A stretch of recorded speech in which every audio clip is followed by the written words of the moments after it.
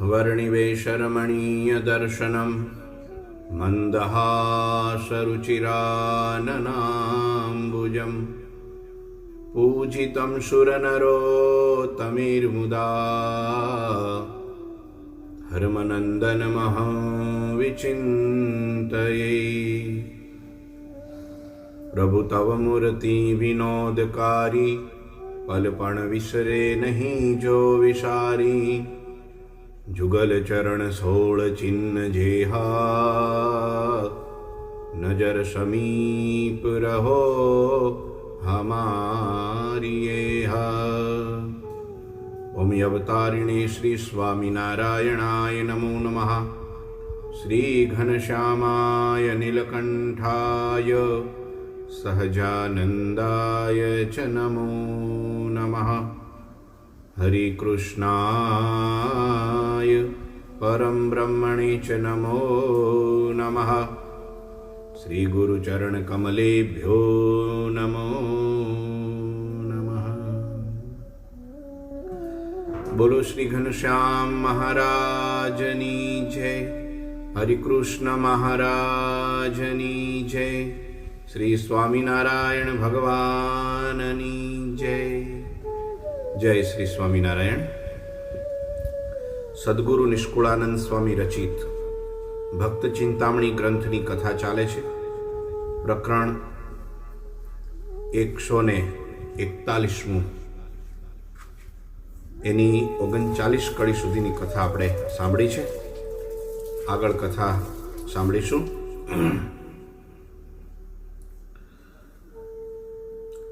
वळी पीज नामे एक गामा, कणबी भक्त अवल एनु नामा। सांख्य योगी पाळे वर्तमान,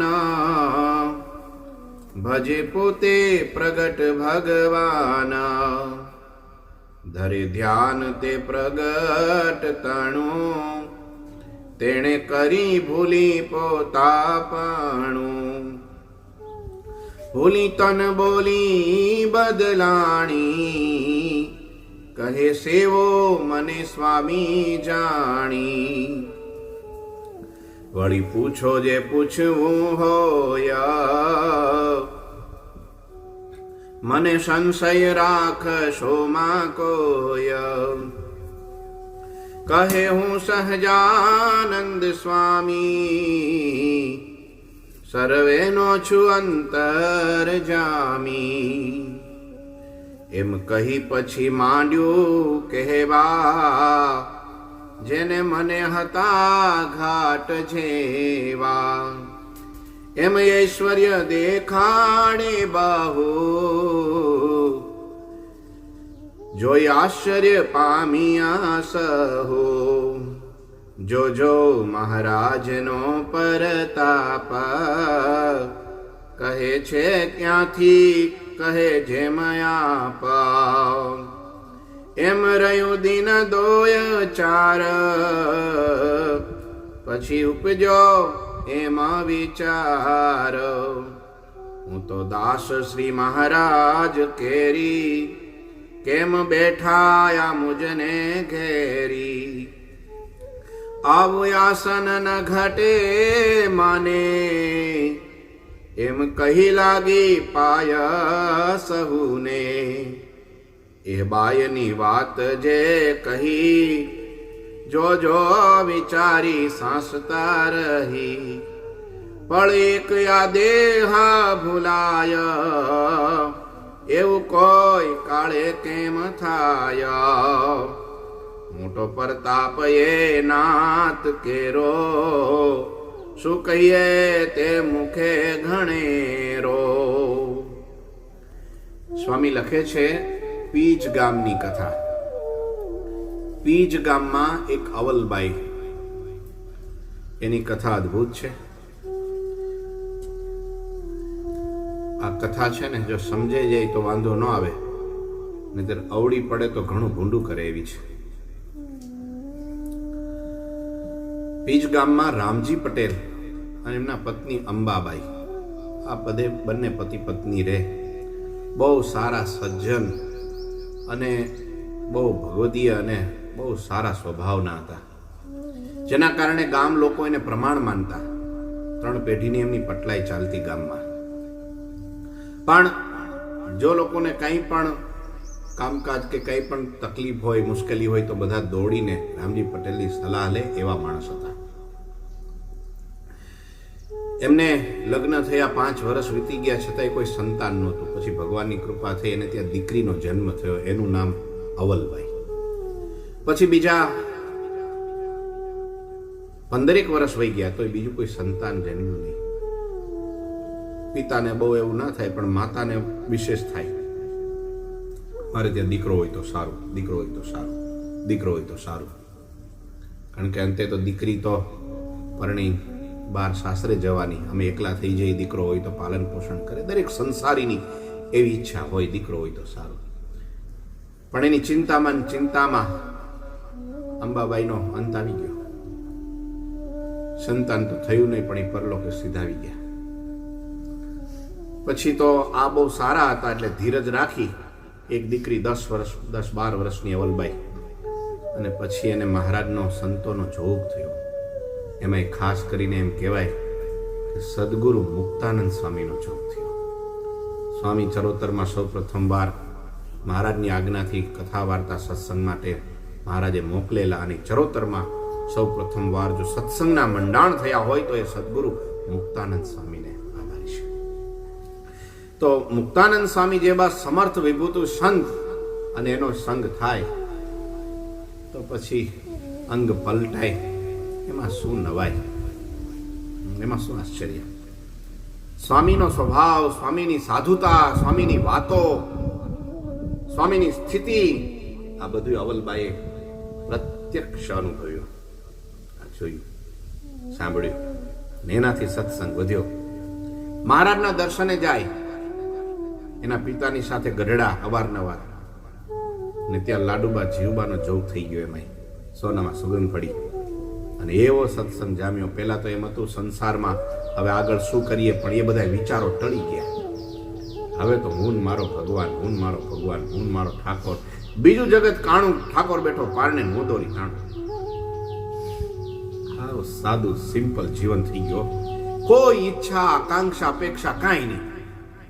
બસ ભગવાનની ભક્તિ કરવી છે, ભગવાનની આજ્ઞા પ્રમાણે જીવન. તમે જો સાધુનો સંગ થાય તો શું ચમત્કાર જીવનમાં સર્જાય છે.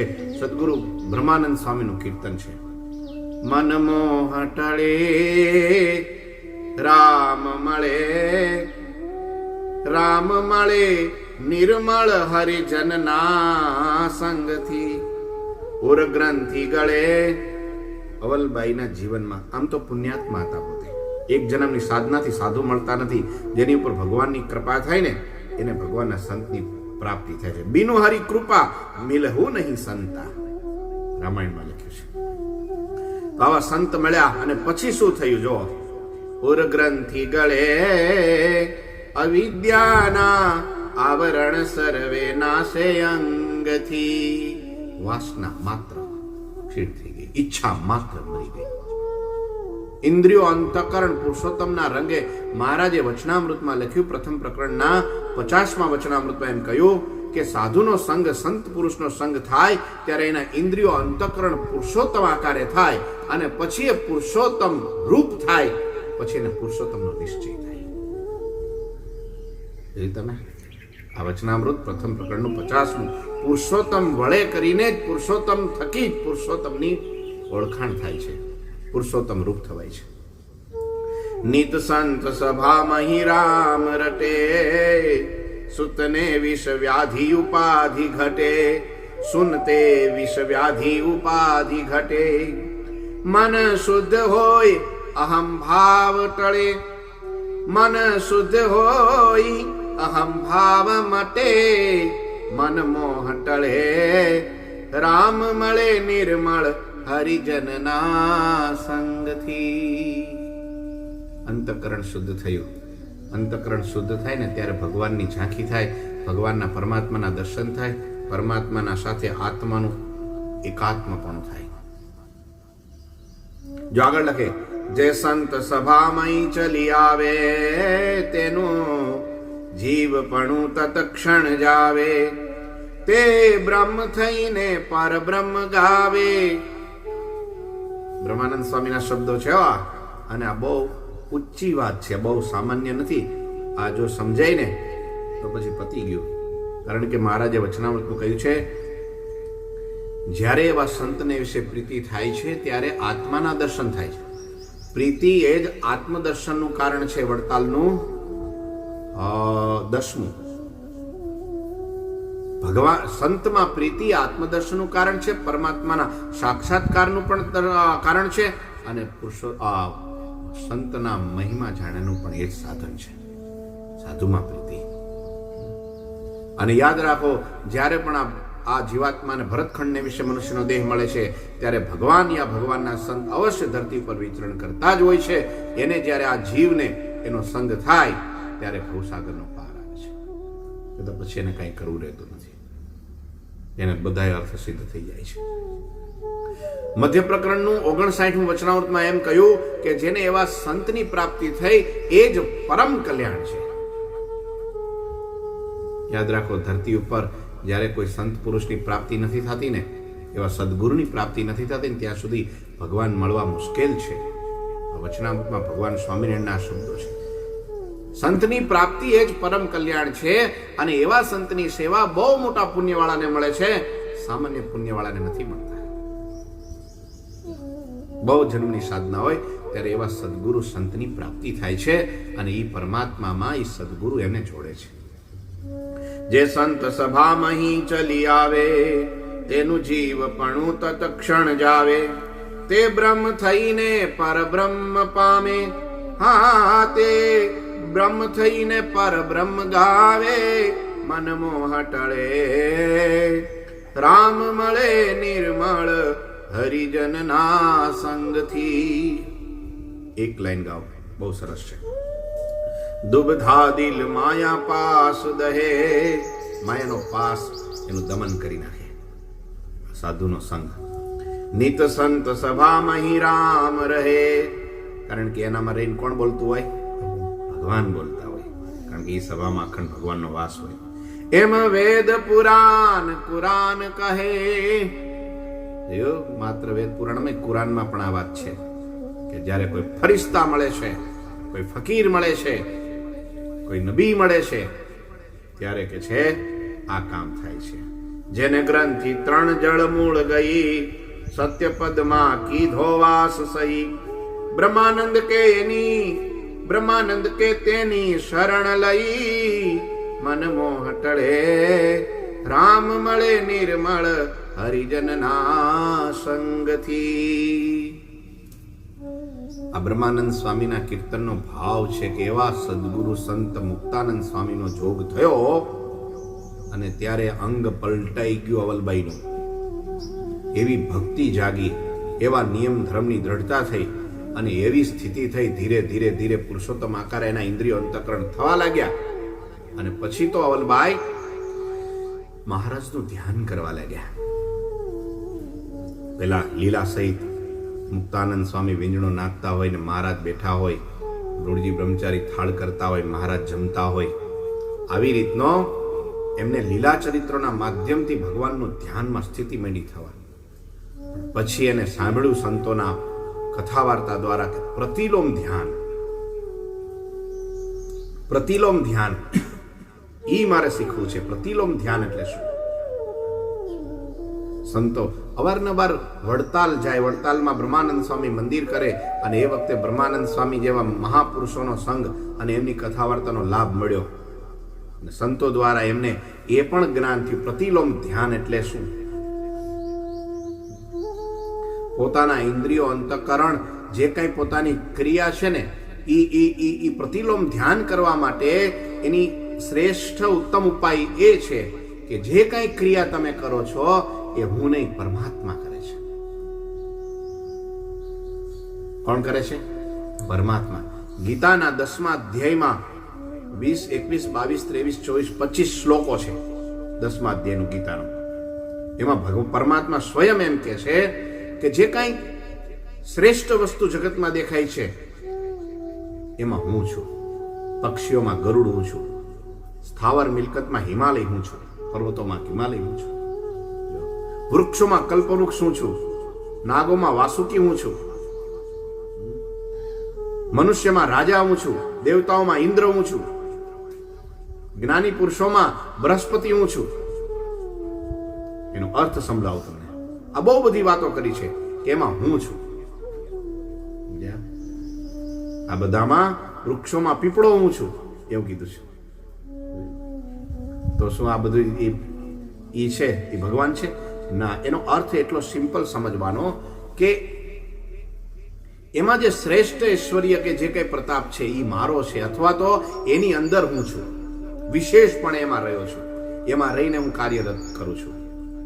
આ કથા એટલા માટે ખાસ અહીંયા પ્રકાશ પાડ્યો છે કે કોઈ એમ કે હું સહજાનંદ છું, એ સહજાનંદથી એમાં સહજાનંદનો આવિર્ભાવ છે, એમાં કામ ઈ કરે છે, ઈ નથી.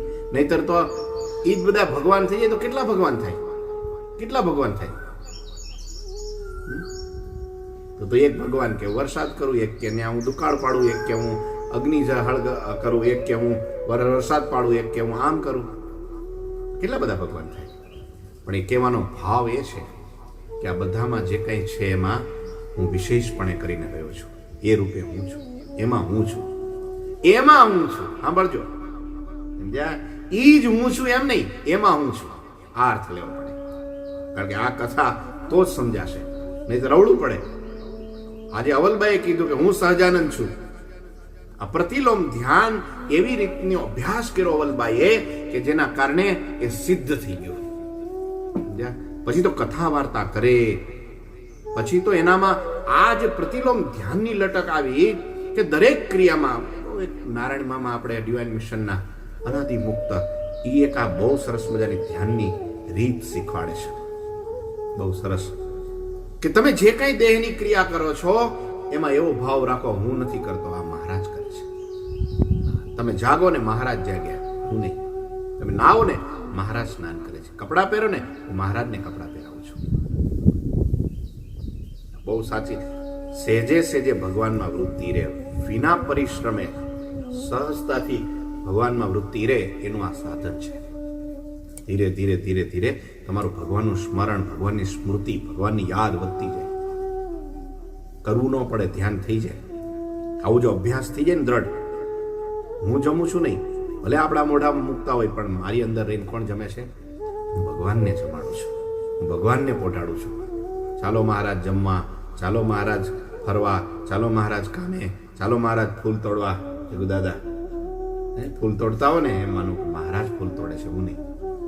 મહારાજ બનાવે હાર, અને મહારાજ હાર મહારાજનો જ પહેરે. બધું બનાવે મહારાજ, હું કઈ કરતો નથી, બધું ભગવાન કરે છે. ઈચ્છા શક્તિ એની, ક્રિયા શક્તિ એની, જ્ઞાન શક્તિ એની. પછી હું શું કરું? મારે કોણ કરે છે? ભગવાન કરે છે. પણ ભાવ શું રાખવાનો? હું કરું છું એમ નહીં, ભગવાન કરે છે, આ મહારાજ કરે. અને હું મહારાજને જ કરાવું છું આ બધું. ભલે તમે તમારા શરીરની ક્રિયા કરતા હો, પણ તમારે શું માનવાનું? હું મહારાજને આ બધું કરાવું છું. એ તમે તમારા ખૂણામાં ઘરીને ધ્યાન કરવાની જરૂર નહીં પડે, તમારા હાથમાં લઈને 200 માળા ફેરવાની જરૂર નહીં પડે, સહેજે સહેજે માળા ફરતી રહે. મોટા પુરુષોની આ રીત છે. અવલબાઈને આવું થઈ ગયું. આ બધું મહારાજ કરે છે.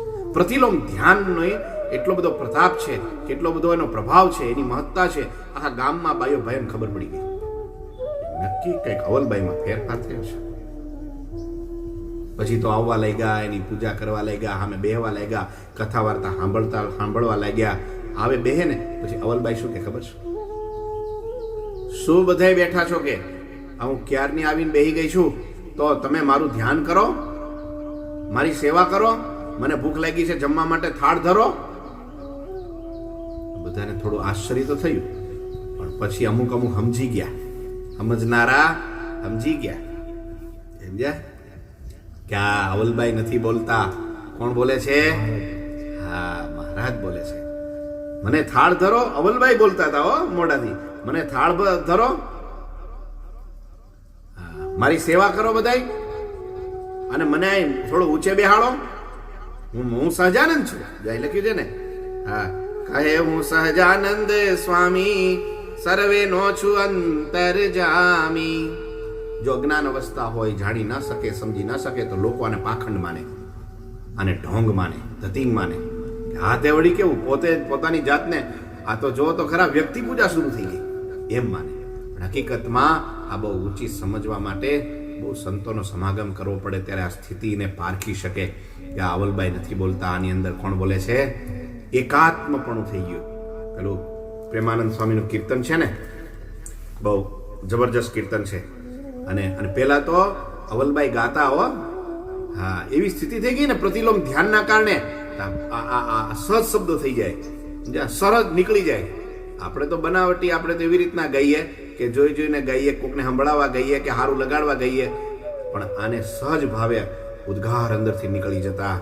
તોરા મોરા જીય રાયે ઘનશ્યામ પ્યારે, તોરા મોરા જીય રાયે, હા तुम जो रहत मोरे जिय में जैसे, काच में कंचन रेख घनश्याम प्यारे, तोरा मोरा जिय राए, तुम तो प्यारे मोरे जिय के जीवना, हाँ सब विधि सुखदायक घनश्याम प्यारे, तोरा मोरा जिय राए, तुम मेरे स्वामी में चेरे चरण की, यही अचल मेरी टेक घनश्याम.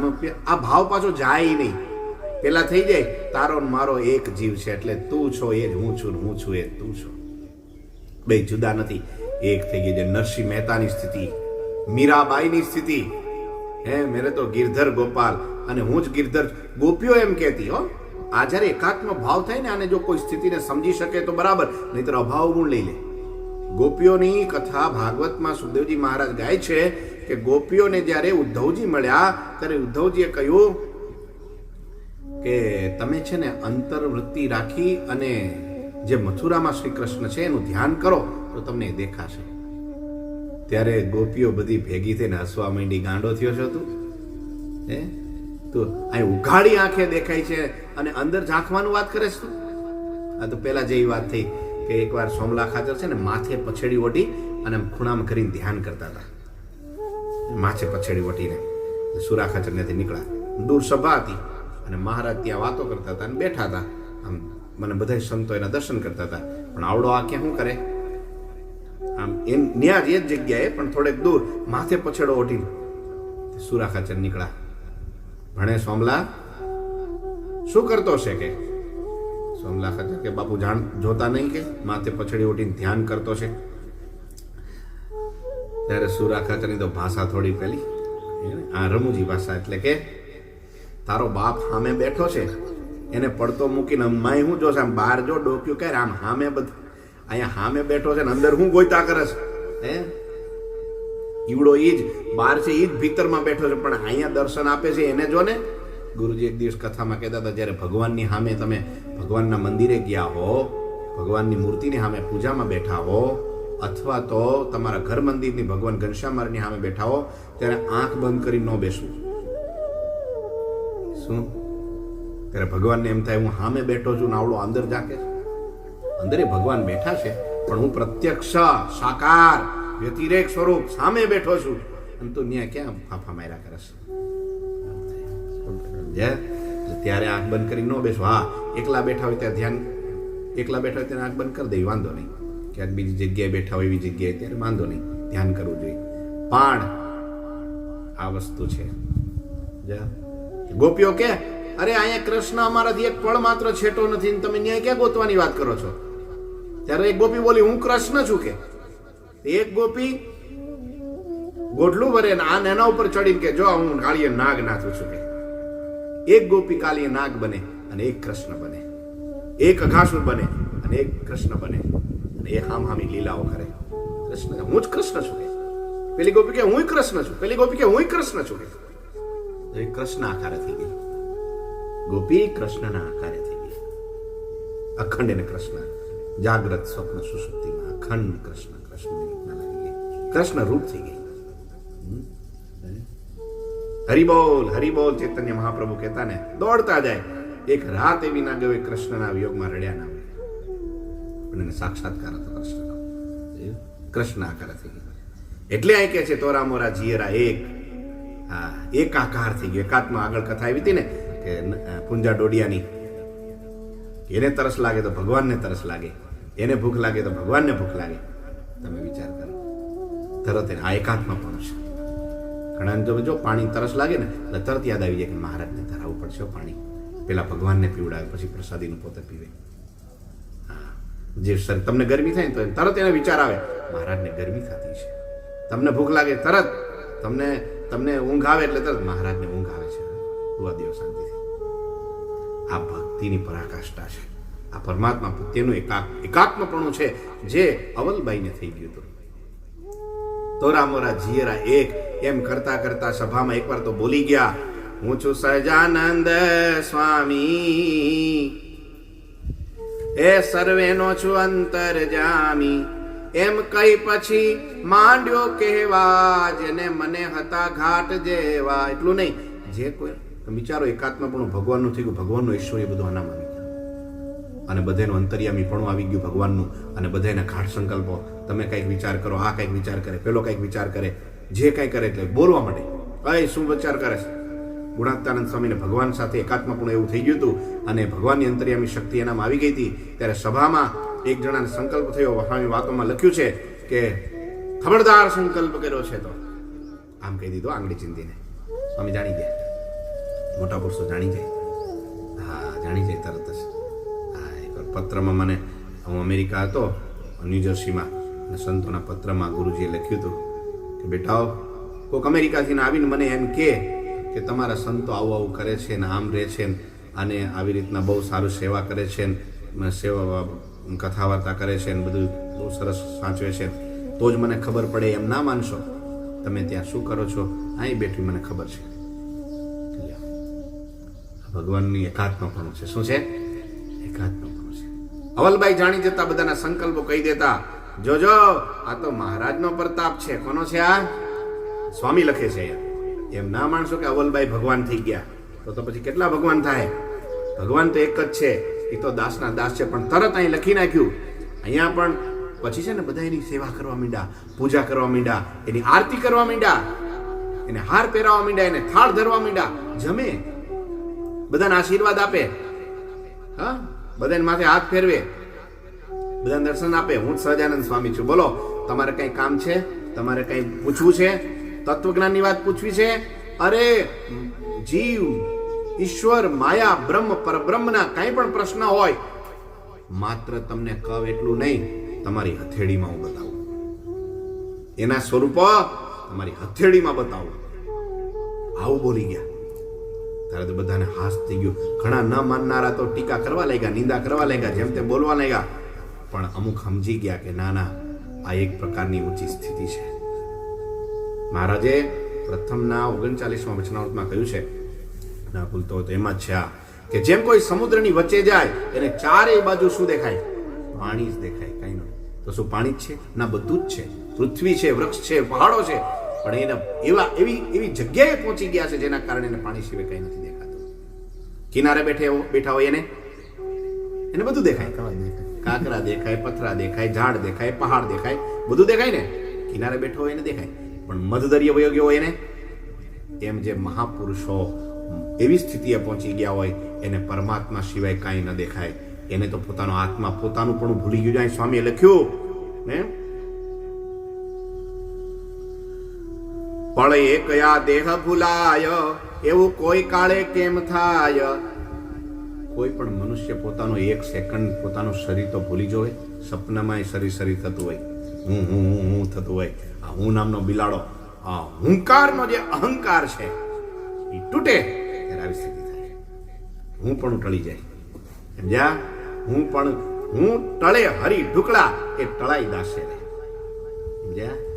એક પળ માત્ર પોતાનું શરીર કોઈને ભૂલાતું નથી. આ દેહ અભિમાન જાય ને. એક સંતે પૂછ્યું, ભગવાન ક્યાં છે? તો કે આર્ય દિવાલની પાછળ. સંતને કોઈ પૂછ્યું, ભગવાન ક્યાં છે? સંત કે આર્ય દિવાલની પાછળ. કઈ દિવાલ? અહંકારની દિવાલ. તૂટી જાય, આટલું જ આવરણ છે. ભગવાનનો ભેટો થઈ જાય. જ્યાં ભેટમ ભેટા થઈ જાય. શું થઈ જાય? ભેટમ રસબસ થઈ જાય. શું થઈ જાય? રસબસ હોય રહી રસિયા સંગ જ્યો પઈ માહી મિશ્રી ભળી. પછી હાકર દેખાય? દૂધમાં હાકર ભળી જાય પછી હાકર દેખાય? પછી શું દેખાય? દૂધ જ દેખાય. એમ આ પરમાત્માના સ્વરૂપમાં પોતાનો આત્મા વિલીન થઈ ગયો અને ત્યારે શું દેખાય? આ એક પ્રકારની મુક્તિ છે. ચતુર્થા મુક્તિ છે ને, સાલોક્ય, સારૂપ્ય, સામીપ્ય અને સાષ્ટિ. અને ચોથી પાંચમી મુક્તિ કીધી એકાત્મ મુક્તિ. એકાત્મપણ એ પાંચમી છે અને શ્રેષ્ઠ છે. ઉત્તમ અનાદિ મુક્તની સ્થિતિ છે. હા, પછી પોતાની ભાવના હોય. શાસ્ત્રમાં એવું લખ્યું, એટલે અમૃતમાં લખ્યું છે કે જે અક્ષરધામમાં મુક્ત જાય છે એ અલગ અલગ રૂપ ધારણ કરીને પરમાત્માની અખંડ સેવા કરે છે. શિક્ષાપત્રીમાં પણ લખ્યું છે સેવા મુક્તિશ્ચ ગમ્યતા. સેવા છે એક પ્રકારની, અહીંયા જઈને ભગવાનની સેવા કરવી છે. જેની જેવી ઈચ્છા, સ્કોપ, ભગવાન જેને જેવો અવસર આપે એ પ્રમાણે એ રૂપનું ધારણ કરીને અખંડ ભગવાનની સેવા કરે છે. એ પણ મુક્તિ છે. એક પ્રકારની એ પણ મુક્તિ છે. આપણા મુક્તોએ, અનાદિ મુક્તોએ જણાવી છે કે એ મુક્તિ છે એકાત્મપણાની. ભગવાનની મૂર્તિમાં ઘૂસી જવું, ભગવાનના આકારે થઈ જવું. એમાં રહીને એને જોવા. યાદ રાખો, ભગવાનના આકારે થઈ જાય છતાં પણ દાસત્વ ભાવ, સ્વામી સેવકનો નાતો એ કદી તૂટતો નથી, અમુનો વધતો જાય છે. હે, જેમ જેમ જેમ જેમ ચકલું હોય એ કઈ આકાશને જેટલું જાણે એટલું, શું કહેવાય, ગરુડ જેટલું આકાશનો મહિમા જાણે એટલું ચકલું જાણે. કારણ કે જેટલી જેની ગતિ એમ આકાશ તો પારનો પાર રહે છે. એમ જેટલા ભગવાનથી નજીક જાય એટલો ભગવાનનો મહિમા વધતો જાય છે, ઘટતો નથી પણ વધતો. જેને હું આવા જાણતો એવા તો ભગવાને મને કર્યા તો ભગવાન કહેવાય છે. ભગવાન કહેવાય છે, મહિમા વધે. અહીંયા સ્વામી સેવકનો નાતો તોડવા માટેની વાત નથી, પણ એક સ્થિતિની વાત છે. ભગવાનના આકારે થઈ ગયા ત્યારે ભગવાન જ બોલવા માંડ્યા. ઈ જ પોતે બોલવા, હું સહજાનંદ સ્વામી છું. એક સ્થિતિ છે. અવલબાઈ ભગવાન નથી થયા. આ કોઈ વ્યક્તિ પૂજા નથી, પણ એની એક સ્થિતિની શ્રેષ્ઠતા છે, મહત્તા છે. તો આવી રીતની અવલબાઈ તો કેવા લાગ્યા, બધા સેવા પૂજા કરવા લાગ્યા. પણ કેટલા દિવસ રહ્યું એવું? એમ રહ્યું દિન દોય ચાર, પછી ઉપજો એમ વિચાર. પછી 2-4 દિવસ આવી સ્થિતિ રહી. ભગવાનને થયું આમાં કેટલાય ગંડવા હાલશે, નહીં હોય એ કહેવા માંડશે તો મને બાજુમાં ખસેડી દે ને પોતે બેસી જાય. જ્યાં આવું થાય છે, ભગવાનને સાઈડમાં ખૂણામાં નાખી દે, પોતે સર્વે સર્વા થઈ જાય. આ થોડાક દી રહે તો વાંધો નહીં, પણ પછી જિંદગીભર થઈ જાય. પછી રહેવું, ભાડાનું મકાન હોય ને પછી માલિક થઈ જાય. જ્યાં તો પેલો કહે ને, પેલા મહારાજે કીધું તું શેખ મિયાને કહ્યું કે જાઓ તમે એમ કહેજો કે આ દેખો મેરી દાઢી, તો એમાંથી તમને બધાને સમાધિ થાય કે આટલું ખાલી કહેશો ને તમને તમારી દાઢીમાં અમે ઐશ્વર્ય મૂકીએ છીએ. આ તો કેવા મીંડા બધે ભુજ બાજુ જઈને બધા કે દેખો મેરી દાઢી, બધી જગ્યાએ ફરવા લાગે દેખો મેરી, તે બધાને સમાધિ. ધીરે ધીરે મહિમા વધ્યો. મહારાજે કીધું તો આટલું ધ્યાન રાખજો, સ્ત્રીઓને કઈ ઉપદેશ દેતા નહીં, અને સ્ત્રીના હાથનું જમતા નહીં, સ્ત્રીનો સ્પર્શ કરતા નહીં, સ્ત્રી યારે બહુ બીજી જાજુ બબાલ કરતા નહીં. પણ ભૂલી ગયા. પછી લોકો કેવા મીંડા કે ભગવાન તમે છો, તમે તો ભગવાન છો, તમારાથી આવું બધું થાય છે. તો આ બહુ જયારે કેવા માંડ્યા ત્યારે આને મનમાં સંકલ્પ થયો કે મારું બધા કે છે એટલે કદાચ હોવ તો હોવ, નહીતર બધા કેમ 1, 2, 5 જણા કે બધા કે છે એટલે માટે હું કોણ છું, હું સ્વામિનારાયણ છું. એક દિવસ એવો બન્યો કે ગઢડામાં પાદરમાં આવીને કેણ મોકલું મહારાજને કે આવી જાય મારી સામે કે જે ભગવાન હોય તો ભગવાન સાચો સહજાનંદ સ્વામી સ્વામિનારાયણ હું છું, એ તો બધા પાખંડ છે કે સાચો હું છું. લ્યો, તે મહારાજને ખબર પડી. મહારાજે આમ કરીને કંઈક શું કર્યું, આમ ચપટી વગાડી કંઈક કર્યું ને, મુક્તાનંદ સ્વામી પારખી ગયા. મહારાજ શું કર્યું આ તમે? અચાનક ચાલુ કથામાં મહારાજ કે ઐશ્વર્ય ખેંચી લીધું. હવે ભલે કે મિયાભાઈ કીધા કરે કે દેખો મેરી દાઢી, દેખો મેરી દાઢી. તે કોકને કે ને શું કરો તમે કે દેખો મેરી દાઢી, તે પેલા જોયે વાળ સા દેખાય, શું દેખાય? કઈ રહ્યું નહીં. આમ ના થઈ જાય એટલા માટે પાછું વાળી લીધું. પ્રેમાનંદ સ્વામી ગાય છે ને, તુમ મેરે સ્વામી મેં ચેરી ચરણ કી. અચાનક એમ થઈ ગયું, અરે હું આ ક્યાં બેઠી છું? અવલબાઈ કે તમે સિંહાસનમાં બેઠા છો. તમે કહેતા ને સહજાનંદ, ના ના ના, હું છે ને સહજાનંદ સ્વામી, હું તો એના દાસની દાસ છું. તરત ખુદકો મારી નેઠે જે કઈ હરિભક્તોને પગે લાગ્યા, બધા બહેનોને બધાને ચરણ સ્પર્શ કર્યા, મારાથી ભૂલ થઈ ગઈ તો માફ કરજો, હું તો એની હું દાસી છું, હું તો ચેલી છું એની, હું તો એની ચાકર છું. ઈ સ્વામી છે. સ્વામી તો એક સહજાનંદ સ્વામી, બાકી બધાય એના દાસ છે. હું નથી ભગવાન, મારી પૂજા નહીં, ભગવાનની પૂજા કરો. ત્યારે એને જો સ્વામી સેવકનો ના હતો. મેં પણ લખ્યું, હું તો દાસ શ્રીજી, હું તો દાસ શ્રી મહારાજ કેરી, કેમ બેઠા મુજને ઘેરી. લોકોની ભીડ ભરાણી હતી કે કોની આગળ? મહારાજ ને. તમે જ મહારાજ છો? હું મહારાજ નથી, હું તો એનો દાસ છું. આવું આસન ન ઘટે મને, એમ કહીને લાગી સૌને પાય, પણ એક આ દેહ ભૂલાય. એવું કોઈ કાળે સ્વામી કહે છે કેમ થાય? અને આને તો પોતાનો દેહ ભૂલાઈ ગયો, માટે આ મહાન છે. અને એવા અવલબાઈ જેવા સત્પુરુષનો સમાગમ કરી કેટલાયની એવી સ્થિતિ થઈ ગઈ, કેટલાય ભગવાનને માર્ગે ચડી ગયા. આ તો ભગવાનને રસ્તે ચડાવવા માટે, ભક્તિનું ભાથું ભરાવવા માટે આવી ભગવાને એક ઐશ્વર્ય મૂકીને આ એક પરચો પૂર્યો. એ સહજાનંદ સ્વામીનો પ્રતાપ છે, મોટો પ્રતાપ. એ નાદ કેરો શું કહીએ, મુખે ઘણેરો. હે હા, આ તો મોટો પ્રતાપ છે ભાઈ, ભગવાન શ્રી હરિનો છે. નથી વાત એ લૌકિક, નથી વાત એ લૌકિક લેશ, સર્વે અલૌકિક રહસ્ય. એમ આપે છે નાથ આનંદ, કયું ન જાય નિષ્કુળાનંદ. ગાના દ્વારા એટલો જ સાર ગ્રહણ કરવાનો. એમાં રહીને મહારાજ પરચા પૂરતા હતા.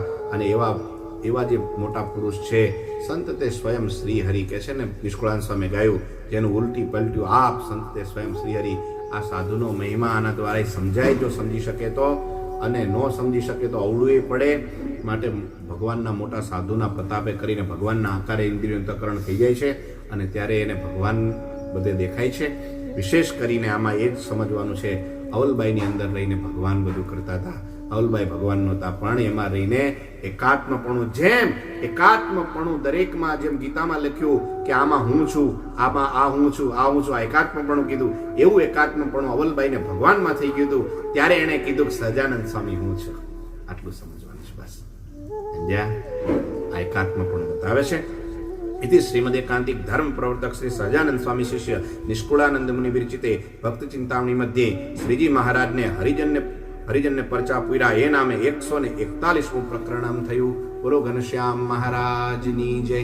श्रीपतिम श्रीधरम सर्वदेवीश्वरम भक्ति धर्मात्मजम वासुदेवम हरे माधवम केशवम कामदम कारणम स्वामी नारायणम नीलकंठम भजे. घनश्याम महाराजनी जय. जय स्वामी नारायण.